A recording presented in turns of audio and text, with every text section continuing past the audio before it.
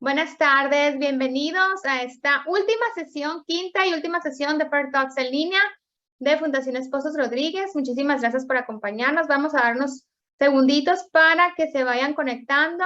Bienvenidos, chicos.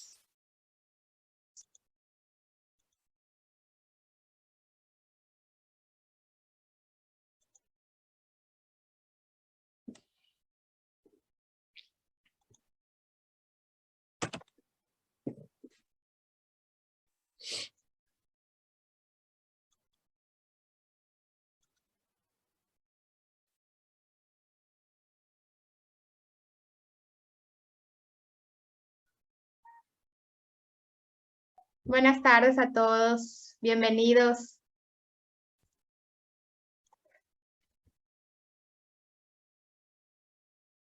Bueno, para no perder más tiempo, vamos a dar inicio. Vamos a presentar a nuestro invitado del día de hoy. Él es José Alberto Mada Díaz, es profesional de la salud con licenciatura en psicología por la Universidad de Sonora, maestría en docencia y doctorante en docencia en Universidad del Desierto, con certificado en atención de trastornos del aspecto autista y neurodesarrollo TDAH, con acreditación en diferentes diplomados en adicciones, neuropsicología, duelo e intervención en crisis, violencia, legislación laboral y participación de dictámenes psicológicos en juicios orales, todos ellos con validez y respaldo académico por distintas universidades de México. Como experiencia laboral en sector gubernamental en CIAT, CISAME, DGCMA, en consultoría privada, así como conferencista en temas varios de salud mental y generador de programas de promoción de la salud. También participa en Fundación MAPA. Muchísimas gracias, Alberto, por acompañarnos con este tema tan importante para todos nuestros becarios que nos acompañan el día de hoy. Bienvenido. Muchas gracias en primera instancia por la presentación y por el espacio brindado el día de hoy para trabajar en ese tema tan importante que es la ansiedad, el estrés y la depresión. Que tomados desde una generalidad, podemos entenderlos en muchas ocasiones como sintomatologías, pero cuando hablamos de ansiedad, estrés y depresión, hablamos de diagnósticos. Ahorita, si bien el contexto en el que me encuentro, me comentan que son alumnos universitarios, me quiero imaginar que hay una gran variedad de carreras, y si hay algunos que son de carreras biológicas, pues es importante comenzar identificando esos aspectos como aspectos a estudiar en cuestión de diagnóstico, ¿ok? Siguiente, por favor. Empiezo con algo un poco gracioso. En consulta, regularmente nos encontramos con la identificación emocional a base de una película. Cuando yo les pregunto a mis pacientes, ¿qué emociones identificas?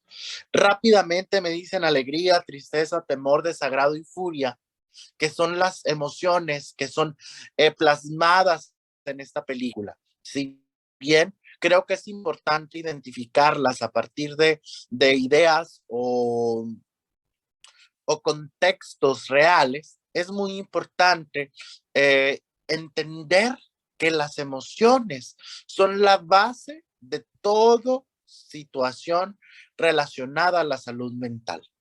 Y nos podemos preguntar, ¿qué tendrá que ver el estrés, la ansiedad o la depresión con las emociones? Gran parte tiene que ver. ¿Por qué? Porque nosotros al hablar inmediatamente de emociones, estamos hablando de un reconocimiento propio. Y reconocernos propiamente nos indica el poder conocerme a mí. Y el conocerme y reconocerme me hace validarme, me hace el poder gestionar adecuadamente el cómo me siento en cada contexto. Entonces, eso me genera o me lleva a generar habilidades. Y esas habilidades son llamadas habilidades sociales. Y si se fijan, en este corto discurso ya estamos hablando de emociones, habilidades sociales y gestión de las mismas.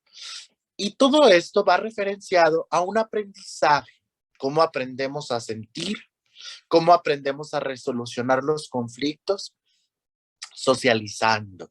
Socializando aprendemos a hacer todo esto. Y después viene un nivel más interesante, que es el autoestima.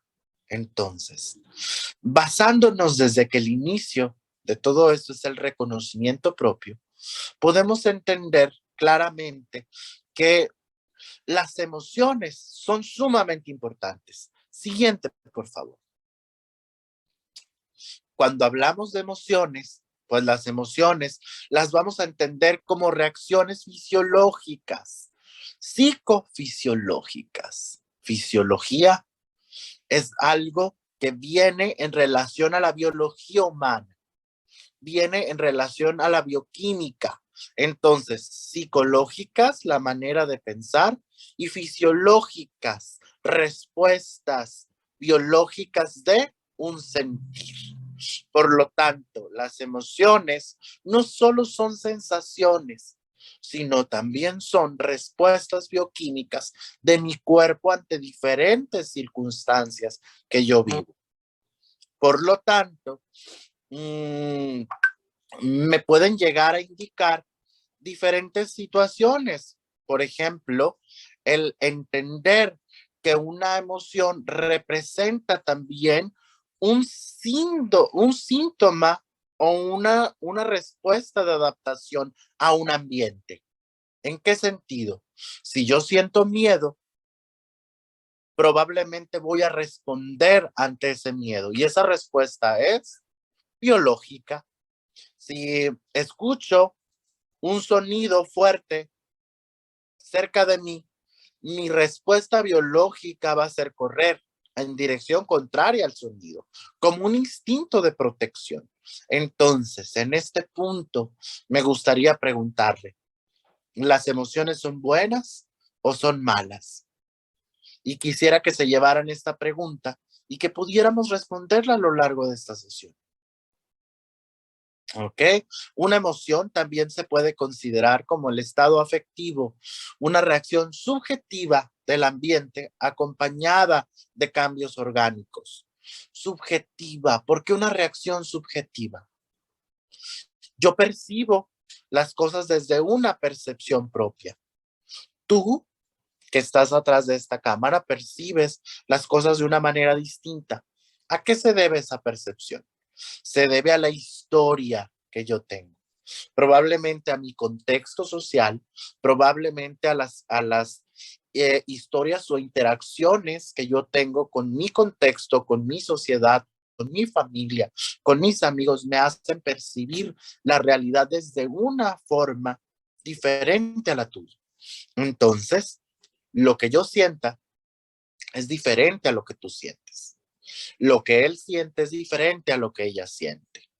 Y cada uno siente de manera diferente las emociones, por lo tanto las visualiza o las contextualiza de una manera diferente. Y lo que yo siento es válido, lo que tú sientes es válido, lo que ella o él siente son válidos, por supuesto que son válidos. Y el primer paso de reconocimiento emocional, y que es el primer paso de estos tres elementos que vamos a trabajar el día de hoy, es el validar mis emociones, validar lo que yo siento y validar lo que tú sientes. ¿Cómo hacemos esa validación? ¿De dónde nace esa validación? En un momento la vemos. Siguiente, por favor. Cuerpo, cerebro y emoción. ¿Están unidos o no están unidos? Esta diapositiva nos visualiza, nos hace ver de una manera más favorable el hecho de que una emoción está relacionada de una manera biológica. Entonces, una mente emocional contra una mente racional. ¿Qué será racional? ¿Qué será emocional? Probablemente, como hablábamos hace un momento, el hablar de una mente emocional es hablar de una mente probablemente visualizado, distorsionada en base a una emoción. Y una mente racional es una mente consciente, ¿verdad? Y las emociones, como les dije, sí, continúa, la siguiente está bien. Las emociones, como les dije, las podemos catalogar como agradables y desagradables, pero hay ocasiones que hablamos de emociones como buenas y malas. ¿Habrá una emoción buena? ¿Habrá una emoción mala? ¿Las emociones serán buenas? ¿Las emociones serán malas? Y les puedo decir en este momento, las emociones no son buenas ni malas. Son maneras de sentir, son maneras de expresar lo que yo tengo dentro, o son maneras de responder en base a una historia o adecuación de mi vida. Por lo tanto, la manera en que yo me enojo, yo la aprendí en un inicio. Y cuando hablamos de emociones, jóvenes, hablamos de emociones nacidas en el sentido de una contextualización. Y las emociones las podemos comparar como un color. Hay colores básicos, ¿verdad? Entonces la felicidad, la tristeza, el miedo y el enojo y el desagrado son los colores básicos de las emociones. Y esas combinaciones van a generar otras emociones. Y algo muy importante aquí, la permanencia de esa emoción tiene un nombre también. ¿Ok? Entonces, siguiente, por favor. Las emociones son reacciones psicológicas y fisiológicas, conductuales que ocurren de una manera espontánea y automática. ¿Podemos controlar la emoción? No.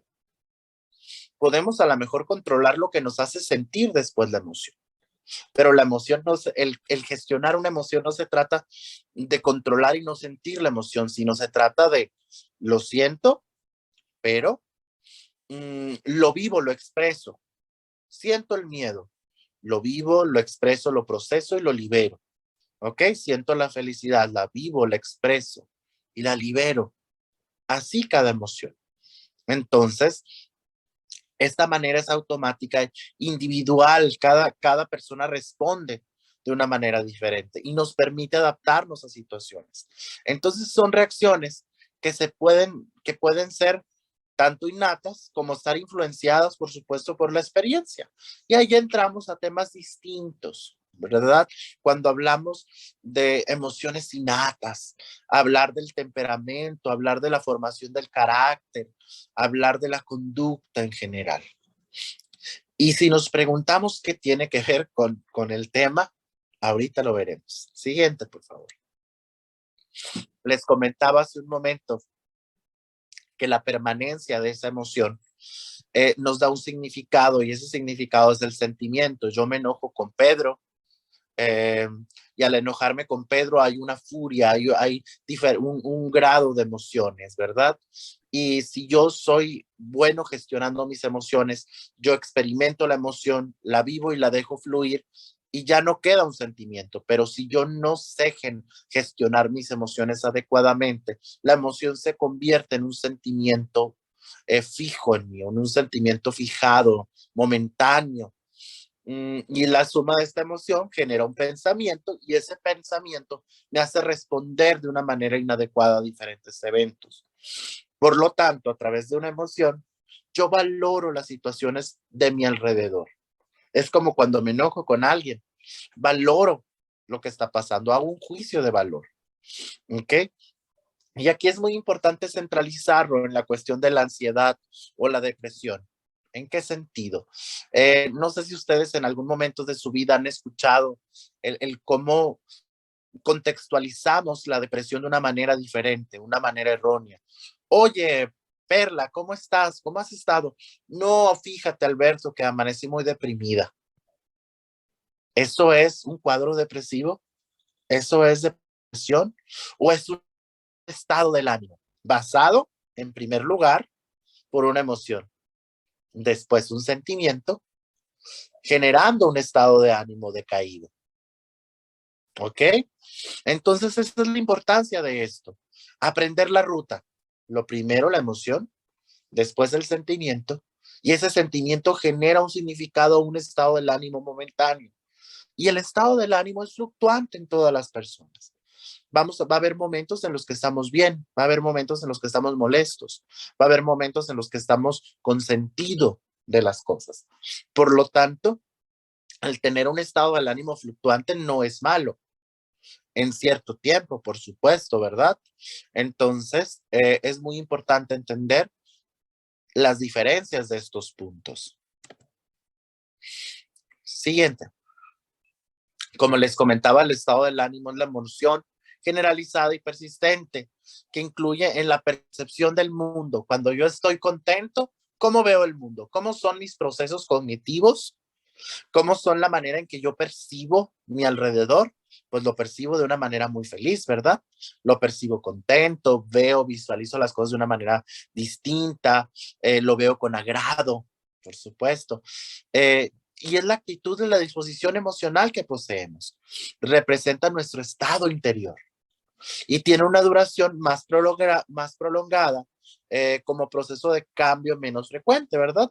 Regularmente estamos en un estado de ánimo plano, en un estado de ánimo normal, entre comillas, porque hablar de normal pues es complicado, ¿verdad?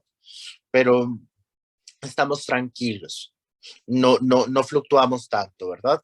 Tenemos esa fluctuación natural, pero no vamos a los picos extremos. Estoy muy molesto y de repente estoy muy deprimido. Entonces, el estado del ánimo no es activado por un estímulo o una eventualidad, sino es activado por la gestión emocional, ¿ok? Y es algo más duradero. En la siguiente diapositiva, me gustaría que observáramos de una manera muy puntual las cuestiones de las emociones, y esto le llamamos temperatura emocional. Me hace sentir un poco triste que no nos podamos comunicar, que no nos podamos retroalimentar, pero me gustaría que observaran esta tablita y que identificáramos entre ellas las cuestiones que vamos a hablar ahora: ansiedad, depresión. ¿Dónde están? Están en la parte inferior. ¿Cómo se ve una persona de ansiedad, que tiene ansiedad? Cuando vemos la parte de fuego, vemos movilidad en el cuerpo, vemos esa movilidad en esa parte del cuerpo. Cuando vemos la parte azul, vemos no hay movilidad, está inerte el cuerpo, ¿ok? Entonces esa temperatura emocional la vivimos cada que experimentamos una emoción, ¿ok? Y las emociones las experimentamos día con día. No hay día que no experimentemos emociones. No hay día que no experimentemos las 5 emociones básicas. En un momento u otro las experimentamos. Pero ni siquiera, jóvenes, sabemos cómo identificar la emoción. Y eso es muy triste. Y eso es muy preocupante. Porque si tú ni siquiera te has detenido un poco a identificar cómo sientes el miedo, dónde sientes el miedo, cómo sientes la tristeza, dónde, en qué parte de tu cuerpo la sientes, cuánto dura, qué signos está generando tu cuerpo cuando llega la tristeza a ti. Difícilmente vamos a poder gestionar una emoción, ¿ok? Entonces, la ansiedad vemos en esa parte del cuerpo, la cabeza, el pecho, el torso, una revolución, un movimiento extremo. En la depresión vemos una persona que no se mueve. Y aquí podemos identificar claramente ansiedad y depresión.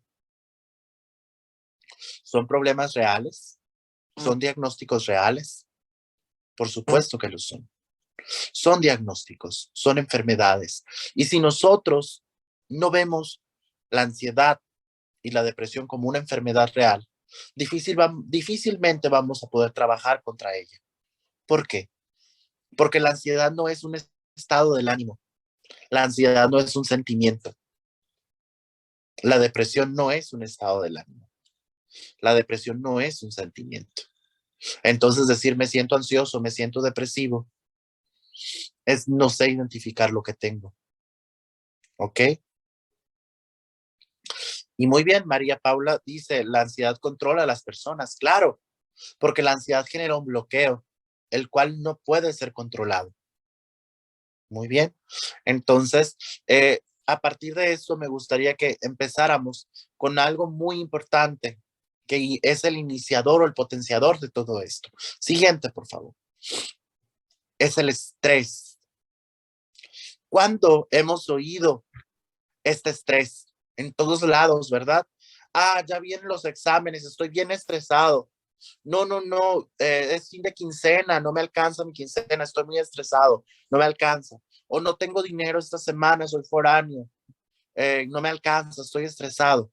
Y el estrés es ese movimiento mmm, involuntario en el cual nosotros no podemos gestionarlo. Y si lo definimos puntualmente, el estrés es un estado de tensión física, emocional también. Física, punto número uno, y emocional, que perturba ese equilibrio. El equilibrio que hablábamos hace un momento, ¿verdad? Y el resultado fisiológico de este proceso es el deseo de huir o enfrentarme violentamente. Y esos pequeños episodios de estrés pueden valorarse en ocasiones como estrés bueno o estrés malo, ¿ok? Estrés bueno, entre comillas, que les repito, tienen un nombre diferente, pero para efectos de estudio lo vamos a tratar así. Que sería el eustrés y diestrés. El estrés bueno sería esa respuesta biológica ante una situación crítica que me lleva a responder adecuadamente o que me da esa fortaleza bioquímica en mi cerebro y en mi cuerpo para responder adecuadamente. Voy conduciendo, eh, voy tarde al trabajo, voy tarde a la escuela, probablemente estoy en una situación de estrés y se activan diferentes mecanismos en mi cuerpo que me hacen estar en estado de alerta. Y ese estado de alerta me ayuda a poder gestionar adecuadamente mi cuerpo y la situación, ¿ok? Y el estrés crónico es esas situaciones puntuales, una tras otra, que me lleva a una situación de resistencia y después ya no resisto y caigo en una situación complicada, que ahorita lo vamos a esquematizar más fácil. Siguiente, por favor. ¿Qué nos causa el estrés? Miles de cosas nos causan estrés. Estudiar, trabajar, un accidente, una enfermedad, la familia, los amigos, cambios estructurales en mi vida me causan el estrés. ¿Ok? Siguiente. ¿Qué está involucrado en el estrés? Ahorita hablamos de un aspecto muy importante, el aspecto psicológico y el aspecto biológico. Pero para que el aspecto psicológico arranque, necesitamos comenzar con el aspecto biológico. Y el cortisol y la adrenalina y la noradrenalina están muy relacionados con ese estado de alerta, huida que tenemos nosotros en relación a una situación estresante. Escuchamos explotar algo y corremos en dirección contraria como un instinto de supervivencia. Entraron sustancias bioquímicas en mi cuerpo. Me hicieron responder. ¿Fue una situación de estrés? Sí. ¿Respondí a través del estrés? Sí, respondí a través del estrés. Por lo tanto, inminentemente, esa respuesta me llevó a una situación estresante, pero es una situación estresante momentánea. Y eso lo podríamos llamar como el estrés. Bueno, ¿ok? Siguiente. Pero el estrés definitivamente tiene fases. Y cuando vivimos un estrés constante, podemos llegar a vivir estrés crónico. La primera fase es la fase de alarma. Se da la situación estresante. ¿Ok? Tengo examen el viernes y es lunes y estoy con ese estrés. Estoy con el examen, no he estudiado, no me siento preparado, no sé qué voy a hacer. Y esa es entramos a la fase de resistencia. Voy a estudiar todas las noches, me desvelo y estoy estresado porque viene el examen. ¿Ok? Estamos tratando de resistir, resistir, resistir. Llega la hora del examen y es un agente estresor mayor. ¿Ok? Puedo tener habilidades para sobrellevar esa fase de resistencia a una fase favorable, o puedo no tener habilidades y llevar ese estrés a un estrés crónico en una fase de agotamiento. Hice el examen, estudié mucho, no lo pasé, entra un sentimiento de frustración. ¿Ok? Y empezamos en caída a relacionar eventos o agentes con estrés, y esos van a ser los agentes estresantes para mí. Y aquí es muy importante diferenciarlo en 2 puntos. Siguiente, por favor. El estrés agudo, que es el estrés del momento que llega y se va, y el estrés crónico. Mi titulación es un estrés crónico, ¿verdad? ¿O es agudo?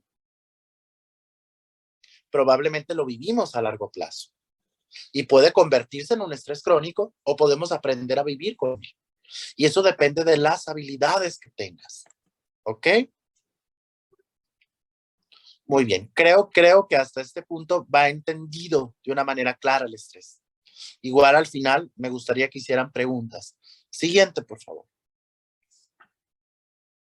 Ahora pasamos, una vez entendido la cuestión del estrés, pasamos a la ansiedad. La ansiedad que tanto escuchamos. ¿Qué es la ansiedad? Un estado emocional definido como displacentero que se acompaña de cambios somáticos y psíquicos. Somáticos, esos signos físicos, esos síntomas físicos. Psíquicos, esos pensamientos rumiantes o pensamientos cíclicos o automáticos que llegan a mi cabeza de forma repetitiva. ¿Ok? Por supuesto que pueden presentarse como una reacción adaptativa o síntomas o síndromes acompañados a diversos padecimientos médicos o psiquiátricos, porque la ansiedad regularmente lleva una comorbilidad y cuando hablo de comorbilidad lleva acompañado otro diagnóstico. Y recordemos en este punto nuevamente, como les he comentado a lo largo de esta charla, que es indispensable entender que la ansiedad es un diagnóstico, es una enfermedad, no es un signo. Muy bien. Y nosotros lo visualizamos como un síntoma, signo. No lo es. Siguiente, por favor. ¿Qué me lleva a tener ansiedad? ¿Qué factores de riesgo puedo tener yo para tener ansiedad? Pues antecedentes familiares o personales con ansiedad. Regularmente cuando tenemos una familia que tiene procesos ansiosos, por ejemplo, es que mamá es ansiosa, se come las uñas, se arranca los cueritos de las uñas, está en movimientos constantes de las piernas, siempre está preocupada por situaciones, esos son procesos ansiosos. Entonces, regularmente no eran diagnosticados oportunamente. Entonces, hoy en la actualidad podemos identificar que muchas personas viven con ansiedad crónica, pero no han sido diagnosticadas oportunamente y por lo tanto no han recibido un tratamiento sobre ese tema. Entonces, partiendo de eso, podemos identificar que la ansiedad puede ser de factor genético y ese es un gran factor de riesgo. Eventos estresantes en la vida o traumáticos, que puede ser algo relacionado a un estrés o ansiedad post-trauma. A lo mejor tuve un accidente automovilístico y en el cual perdí a algún miembro de mi familia. Entonces yo ya quedo de una u otra manera con la idea de que esto puede volver a pasar. Entonces vivir factores estresantes o traumáticos, un ejemplo el accidente o una pérdida de un familiar, etcétera, me llevan a tener procesos de ansiedad. Otro, ahorita les mencionaba la palabra comorbilidad, esa acompañamiento con otro diagnóstico. Entonces, tener depresión o cualquier otro trastorno psiquiátrico puede ser un factor de riesgo para tener ansiedad. Otro que puede causarles ruido cuando hablamos del sexo femenino, es decir, el ser mujer puede tener riesgo, factor de riesgo a tener procesos ansiosos. Pero aquí hay una explicación biológica y una explicación muy generalizada. Y es que las mujeres llevan un proceso diferente al de los hombres. ¿Cuál es el proceso? Y son los procesos de cambios hormonales.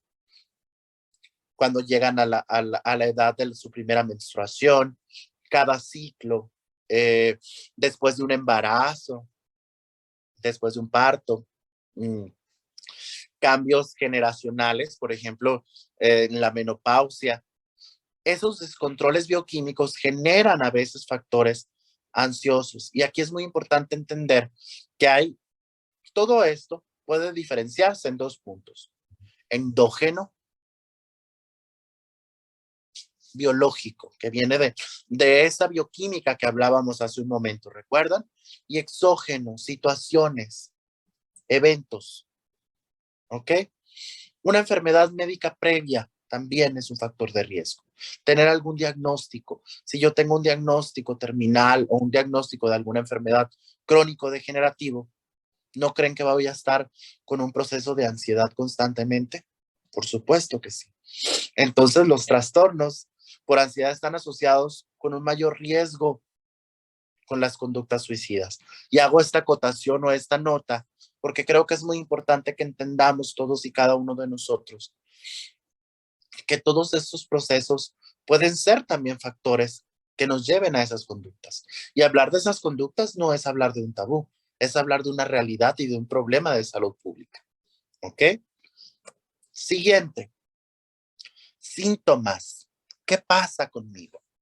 Y aquí, si ustedes se fijan, esta charla va muy centralizada a que identifiquemos, porque probablemente en 40 minutos no nos vamos a ser expertos en el tema de ansiedad, en el tema de estrés, manejo de emociones, pero sí me va a ayudar a mí a quedar una duda o una espinita que me lleve a investigar más sobre el tema o simplemente identificar y decir, ok, yo me siento de tal manera, entonces probablemente estoy teniendo un proceso ansioso, estoy pasando por un proceso ansioso y tengo que acudir con un profesional, en su caso un psicólogo o un psiquiatra.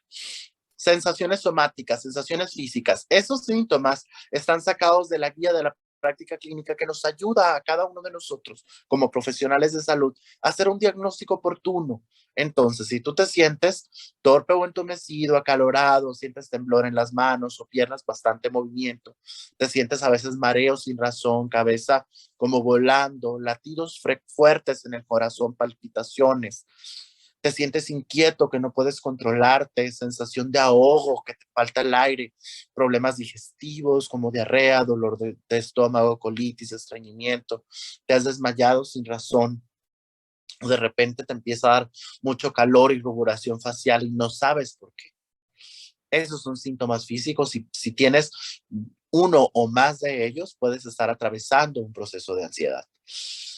Síntomas cognitivos, la manera en que pienso, conductuales, cómo me dirijo y afectivos, cómo siento. Si me siento incapaz de relajarme, ese es un factor de alerta.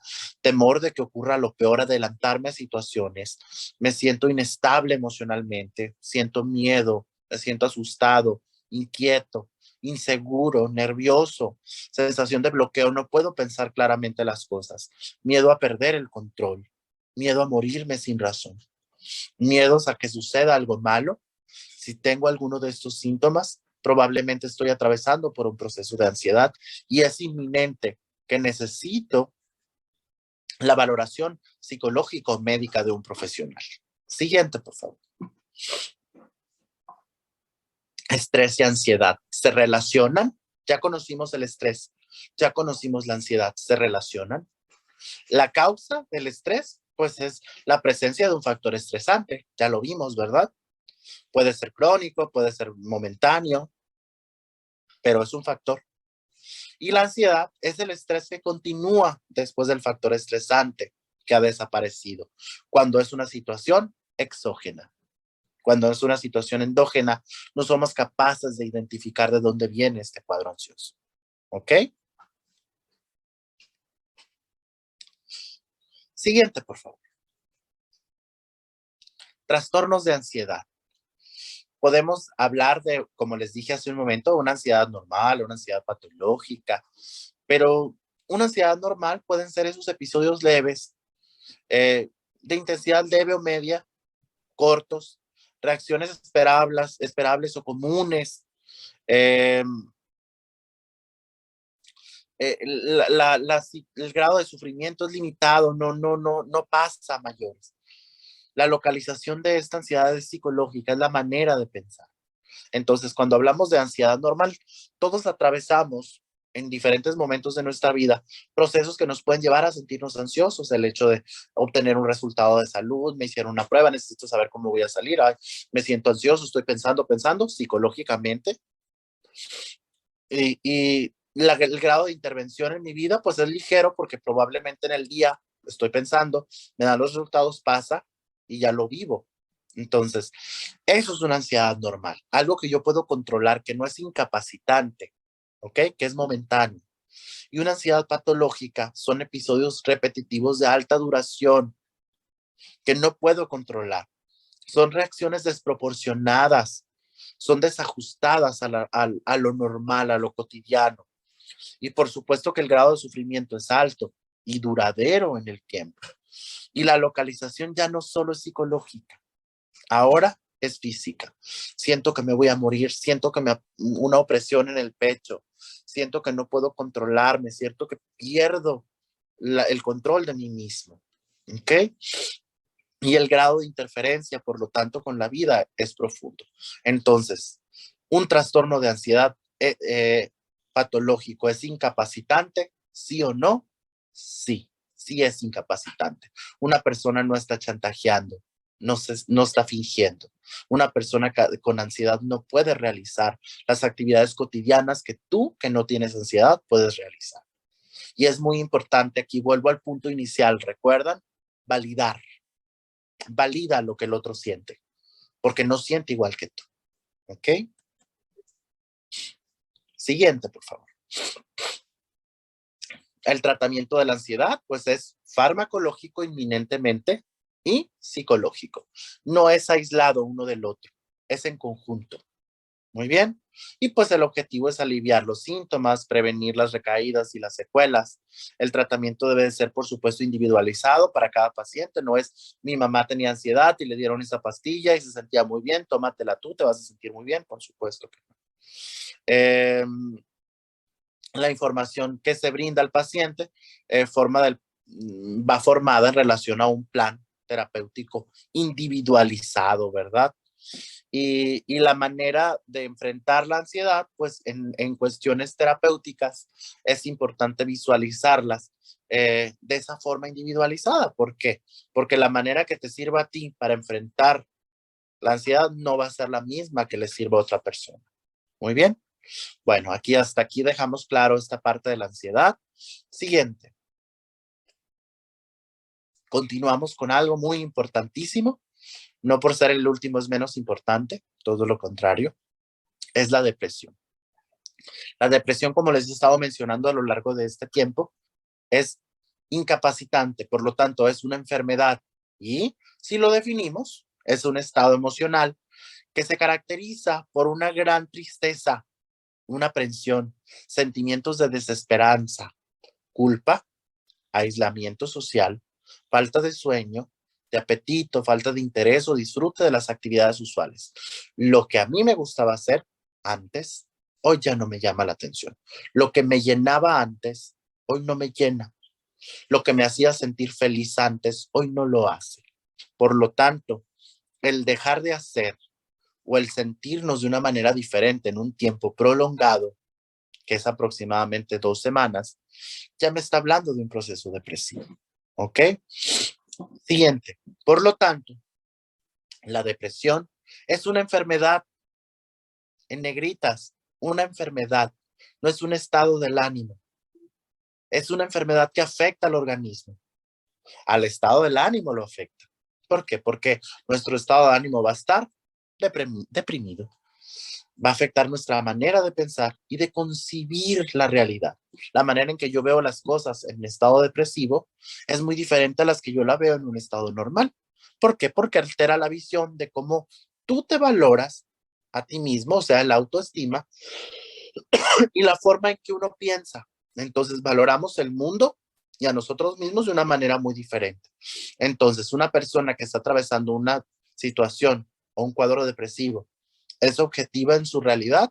No, no es objetiva. Es importante aclarar que un trastorno depresivo no es lo mismo, como les he estado diciendo en cada momento, a un estado pasajero de tristeza. Puedo amanecer triste, pero por relaciones familiares, puedo amanecer triste porque corté con mi pareja, puedo amanecer triste porque entraron a robar a mi casa y no sé, me chocaron, mil cosas. Pero eso no me hace entrar en un cuadro depresivo. Muy bien. Siguiente, perdón. ¿Qué factores me llevan a caer en un cuadro depresivo? Psicológicos, por supuesto, biológicos, como les he dicho, a lo largo de la vida, a lo largo de esta charla, ¿verdad? Eh, Psicológicos, ¿por qué? La manera en que yo pienso, me dirijo y me conduzco. Biológicos, esa bioquímica que existe en mí, que nos hace funcionar, porque a veces no le damos la importancia a lo que es la bioquímica corporal. Y esa regulación de sustancias dentro de mi cuerpo me hacen funcionar y me hacen estar aquí. ¿Ok? Y lo social, por supuesto. Esas situaciones que vienen de fuera, que me llevan a responder inadecuadamente y que me llevan a no poder resolver adecuadamente las cosas. Muy bien. Siguiente, por favor. Siguiente, siguiente. Ahí. ¿Cómo detectar un cuadro depresivo? Regularmente se detecta a través de un profesional de la salud, pero es indispensable nosotros poder lograr observar a nuestro alrededor, a nuestros familiares o amigos que se encuentran en diferentes estadios para poder acudir con un profesional de la salud que los ayude o oriente en realizar una detección oportuna de esta situación. Y los puntos básicos para detectar es la duración del evento, la intensidad del evento, la funcionalidad de la persona y el nivel de interacción que tenga la persona. ¿Ok? Entonces, como punto número uno a observar es que una persona que está enfrentando un cuadro depresivo va a tener un estado del ánimo irritable o bajo la mayoría de las veces. Va a responder inadecuadamente o simplemente va a estar no receptivo. ¿Ok? Va a perder el placer. El punto número dos es importantísimo y es el punto más clave de todo esto. Pérdida del placer de las actividades habituales que te generaban placer. Tú jugabas tenis, tú jugabas fútbol y era para ti el ideal, era lo que más te llenaba. Hoy ya no lo hace. Entonces, algo está pasando. Dificultad para conciliar el sueño. No puedo dormir en las noches. Estoy pensando constantemente. Y ahí es cuando vemos las comorbilidades. Entonces puede ser un trastorno ansioso mixto depresivo. ¿Ok? Esa dificultad para el sueño, ese sentimiento de inutilidad, odio a sí mismo, culpa o exceso de sueño. Duermo más. ¿Ok? Me siento inútil, me siento que no puedo resolver las cosas. Antes todo se me daba bien, hoy ya no. No me quiero a mí mismo. Siento culpa. Todo lo que está pasando, yo lo estoy realizando. Es por mi culpa. Dificultad para concentrarme. Estoy distraído constantemente. ¿Ok? Siguiente, por favor. Sentimiento de desesperanza y abandono. Ya no me interesa, me siento desesperanzado, ya no quiero saber nada de nadie ni de nada. Cambio en el apetito. Puede ser aumento o pérdida de apetito. Cansancio, falta de energía. Ya no me agoto fácil. Inactividad o retraimiento. Ya quiero estar nomás en mi casa, encerrado, ya no quiero convivir con mis amigos. Pensamientos de muerte y suicidio. Es el último punto, pero no menos importante. Pensar con ideas vagas o pensamientos automáticos, el no quiero estar aquí, o ya una idea más construida de cómo quiero hacerle para no estar aquí. Y eso es muy importante de observar. Y debemos de dejar de desestigmatizar la conducta depresiva. No es un estado del ánimo transitorio, jóvenes. No amanecí deprimido. Es una enfermedad. No es flojo, no es floja. Algo pasa con ella. ¿Ok? Siguiente, por favor. Es importante entender que la depresión es tratable en un 65 o un 75% de los casos. Puedes salir de ello. Y el manejo efectivo pues requiere un abordaje biopsicosocial, biológico y psicológico y social, porque tenemos que psicoeducar a tu entorno. Tu mamá, tu papá, tu hermano, tu familia tiene que dejar de ver la depresión como un estado del ánimo. Échale ganas, siéntate mejor. Está en ti el sentirte mejor. Échale ganas, todo va a estar bien. Tú puedes. Eso no es correcto, porque estamos hablando de una enfermedad. No es algo que yo decida o quiera. ¿Ok? Mm, biopsicosocial, ¿por qué también? Biológico, psicológico y social, porque también es importante entender que los roles de familia son importantes, que cómo me ve mi familia, qué apoyo estoy recibiendo de ello. Y todo eso tiene que ir combinado con un plan farmacológico, con terapia, obviamente, y sobre todo un cambio a nivel social. Y la terapia regularmente ayuda bastante en la mejoría de la calidad de vida y la funcionalidad del paciente. La mejoría pues suele ser evidente en las 2 o 3 semanas después de haber iniciado el tratamiento farmacológico. Aquí se marcó solo con terapia, pero el tratamiento farmacológico. Mejoras una vez iniciado el tratamiento farmacológico si así lo requieres. Y si no, el tratamiento terapéutico. No todas las depresiones tienen que ser tratadas por fármacos, pero eso lo evalúas médicamente cuando descubres o ves la funcionalidad del paciente. ¿Qué tan funcional es? ¿Ok? ¿Y qué nivel de depresiones? Siguiente, por favor. ¿Qué consejos? Y hablar de consejos se me hace algo muy pagado. Consejos para combatir la depresión, más bien sugerencias, bien ideas. Abordar los problemas que puedes manejar. Solo aborda y abarca lo que tú puedas controlar. Tú eres responsable de lo que tú dices, eres responsable de lo que tú piensas, eres responsable de lo que tú haces y eres responsable de lo que permites que te afecte. Sobre eso trabaja.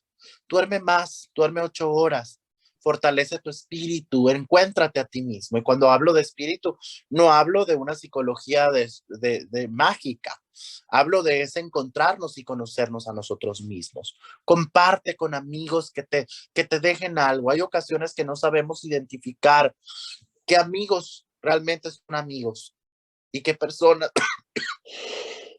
son compañeros y no podemos compartir más allá. Exprésate a través de un diario, a través de un podcast, a través de lo que tú necesites. Haz ejercicio, no te aísles. Reduce el consumo de comida chatarra. ¿Ok? Siguiente. Y algo muy importante también son técnicas de respiración, de relajación muscular, que si bien yo no se las comparto puntualmente porque creo que a cada quien le funciona lo que necesite, pero lo que yo sí les puedo decir a cada uno de ustedes es que lo que a ti te funcione es favorable. Si a ti te funciona técnicas de relajación, algún video, algún podcast que te ayude a relajarte, alguna meditación, perfecto.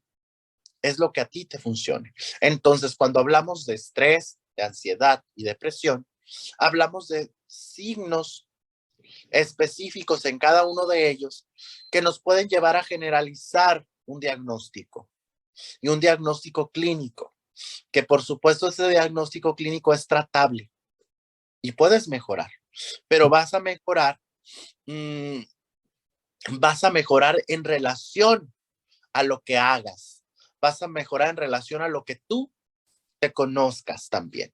Entonces, el primer paso de entender todo esto es reconocer. Y ahorita creo que de una u otra forma ya identificamos la realidad de las cosas. ¿Ok? Entonces, a partir de eso, me gustaría que me expresaran, siguiente, las preguntas que ustedes necesiten. Muy bien. Muchas gracias, Alberto. Uy, pues tenemos muchas preguntas. A ver, vamos a ver por dónde empezamos. Me gusta que ya... Sí, a ver, Stephanie, ¿cómo ayudar a una persona que tiene depresión, pero no se deja ayudar para evitar el suicidio? Aquí es muy importante, Estefanía, entender que nosotros vamos a ayudar a quien nos está solicitando ayuda. ¿Ok? Y hay ocasiones que hay personas que están inmersas en estos procesos depresivos y es casi imposible ayudarlos, pero tenemos que determinar un factor muy importante y es la funcionalidad de la persona. Y si esta persona no es funcional, estamos hablando de un proceso clínico mayor. Por lo tanto, una persona con trastorno depresivo mayor, con ideación suicida, es una persona que es una emergencia clínica, que tiene que ser trasladada de forma inmediata a una sala de emergencias. Y si ustedes lo observan, eso no está normatizado. Y las guías de las prácticas clínicas nos dicen que una persona que ha tenido intentos suicidas en menos de 6 meses, que ha tenido ideación suicida en menos de 6 meses y que tiene un grado depresivo mayor, es una persona que es considerada como una persona en riesgo y es una persona para ir a un hospital, a la sala de emergencias para ser estabilizado y salir, por supuesto, con un plan farmacológico.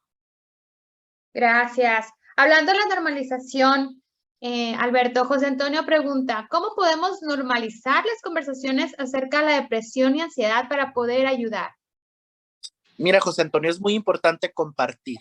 Y cuando hablamos de compartir, hablamos de entender que tú, que yo, que todos los que estamos aquí en algún momento dado, probablemente, espero que no, hemos pasado por un proceso depresivo. Entonces, si yo entiendo que esto sale de mis manos, yo puedo lograr visualizar este proceso de una manera diferente para mí. Y por lo tanto, el comentar y compartir esta experiencia me ayuda a mí y le ayuda al otro a entender que si a mí me pasó, a ti también te puede estar pasando. Y al otro, y que es algo normal. Y creo que bastante importante es dejar de desestigmatizar esto en base a comentarios o creencias. ¿En qué sentido? La persona que va con el psicólogo está loca. La persona que va con el psiquiatra está loco. Y empezar a entender que si yo no puedo resolver un problema por mí mismo, tengo que acudir con un especialista que me ayude a hacerlo. Entonces, la clave de esto es compartir. ¿Ok? Muchas gracias. Carla, Daniela dice también sobre ese tema, ¿cuál es la mejor manera de pedirle ayuda a nuestra familia cuando muchos lo consideran un tema tabú? Fíjense, aquí voy a tocar ya un tema un poquito diferente. Recorté, si ustedes se fijan, esta diapositiva viene con logos de la Secretaría. Yo, aparte de ser colaborador de Fundación MAPA, trabajo en el programa de salud mental de la Secretaría de Salud y en la Dirección General de Salud Mental y Adicciones. Entonces, si tu familia no te apoya, hay instituciones que están a la vanguardia, que te pueden ayudar. Entonces, si tú tienes un problema, hay lugares en los cuales tú te puedes acercar. Aquí en el estado de Sonora, por ejemplo, en el 911, tú puedes llamar si te encuentras en crisis. Te comunican a un despacho de salud mental en el cual van a dar un seguimiento y te van a orientar a qué unidad médica acudir, en donde la atención regularmente es totalmente gratuita para ti. Contamos con instituciones adecuadas para poder resolver ese problema. Por lo tanto, hay ocasiones que si tu familia no logra entender la situación, es importante verlo y validarlo por ti mismo, ¿ok? Como un primer paso. Muchas gracias, Alberto. Marta Cecilia, ¿algún consejo para las personas que se estresan mucho por los estudios? Como les dije ahorita, hablar de consejos, pues creo que no es complicado, ¿verdad? Pero una recomendación que te podía hacer es entender que una situación como lo es una calificación, como lo es el que a lo mejor estoy descontextualizado aquí porque desgraciadamente nuestro sistema nos basamos por números, ¿verdad? Y un número nos marca o nos mide aparentemente la capacidad que yo tengo. Pero tengo que empezar a entender que ese número no me define, ¿ok?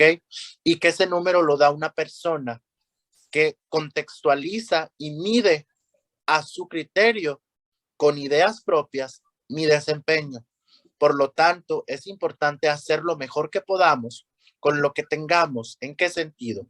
Si yo tengo un plan estructurado para estudiar, si yo tengo un plan estructurado para realizar mis pendientes académicos, puedo lograr sacarlos en tiempo y forma. Y eso me va a ayudar a mí a tener seguridad sobre que estoy cumpliendo, a lo mejor el llevar un diario, el llevar una bitácora, el generar diferentes estrategias que me ayuden a estudiar puntualmente, pero esto no garantiza un resultado satisfactorio, pero sí garantiza una tranquilidad de cómo tú veas las cosas. ¿Ok? Gracias, Alberto. Dana, ¿cuánto tiempo se debe de esperar para iniciar tratamiento farmacológico después de haber iniciado la terapia psicológica? Por ejemplo, si llevo 3 meses con terapia cognitiva conductual y no tiene efecto sobre mi ansiedad, ¿debería considerarse iniciar medicación? Por supuesto. Andrea es, ¿verdad? Dana. Dana. Y mira, Dana, aquí me duele mucho responderte como te voy a responder. Desgraciadamente en el gremio de la salud mental hay mucho desconocimiento o muchos factores que no son favorables. Y en un caso como estos que yo les he mencionado en esta presentación, cuando hablamos de esos diagnósticos, lo primero es la valoración médica. Entonces, tu psicólogo está obligado, tu tratante está obligado a mandarte o remitirte a una valoración médica de forma inmediata. En cuanto él realiza la detección, yo detecto que tú tienes un proceso de ansiedad, yo hago la remisión con el médico para que él te valore médicamente y decida bajo un esquema de síntomas y signos si tú necesitas medicación o no. A partir de ahí, se trabaja en conjunto. Por lo tanto, no se trabaja de forma individual. Muy bien, se trabaja en conjunto, es multifactorial. Gracias. Carla, en la ansiedad normal no se deberían de presentar los síntomas somáticos, aunque sean momentáneos. No, Carla, en la ansiedad normal, recuerda que es el shock del momento. Llega el momento, sientes ese shock, ese miedo, esa ansiedad inmediatamente se va en cuestión de segundos o minutos. No queda un síntoma. Ok, gracias. Fátima, es un comentario. Ojalá todas las personas pusieran un poquito de interés por lo menos una vez al año, escucharan una plática como la que usted acaba de brindarnos. Excelente plática, me gustó mucho, ya que son cosas que yo vivo día a día y todo el mundo piensa que es un simple juego o algo con un amigo, como algo con un ánimo se pasara. Yo me encuentro con ayuda terapéutica y fármaco. De todo corazón, muchas gracias por brindarnos sus conocimientos. Muchas gracias. Estoy muy, como les dije hace un momento, para mí el que identifiquen es un gran avance en todo esto. Y te felicito. Gracias. Isabel, ¿se considera ansiedad cuando el cuerpo responde de manera que se sienta como un temblor en todo el cuerpo y finalizar con una tensión en los brazos y cuello al pensar en una situación o en una persona que le ha causado daño? Sí, se considera ansiedad. Y está más, ahorita que hablas tú de daño, podemos hablar de un estrés postraumático, ¿verdad? Y eso entra dentro de un cuadro ansioso. Entonces es importante que acudas con un profesional de salud que te valore de manera efectiva. Muchas gracias. Aquí también Luis Alfonso nos pregunta en qué momento se deja el tratamiento farmacológico.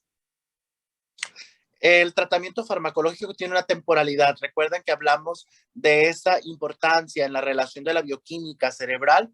Por lo tanto, la bioquímica cerebral se estabiliza en un lapso de 6 a 8 meses.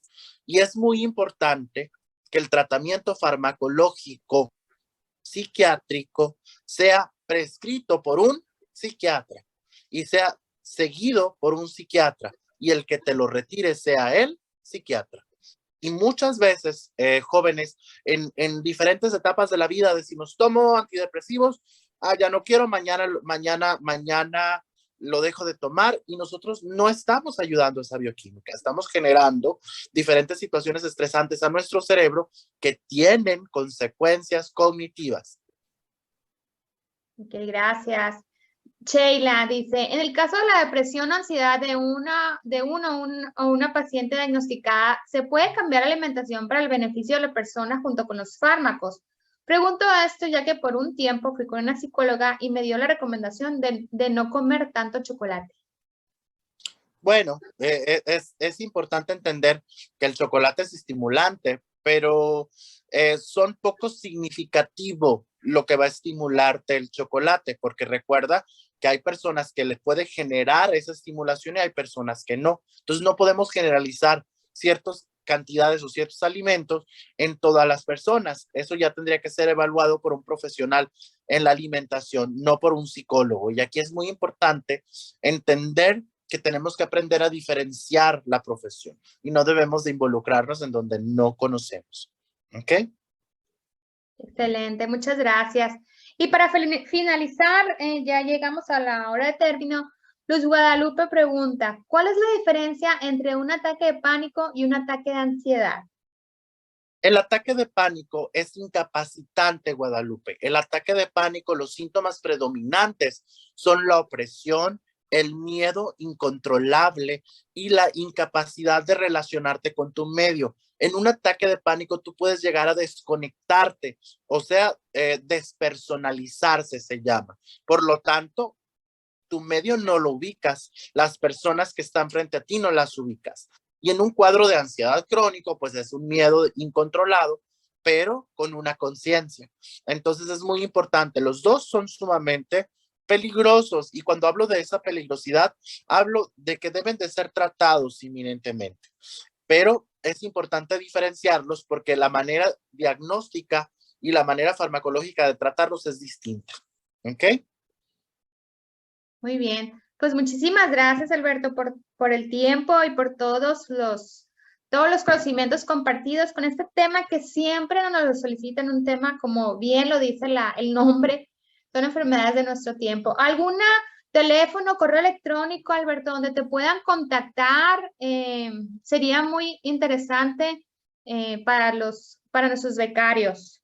Claro, mira, no lo agregué en la presentación, pero mi correo electrónico, si lo gustas poner en el chat, es alberto.mada, M-A-D-A, mada, @outlook.com.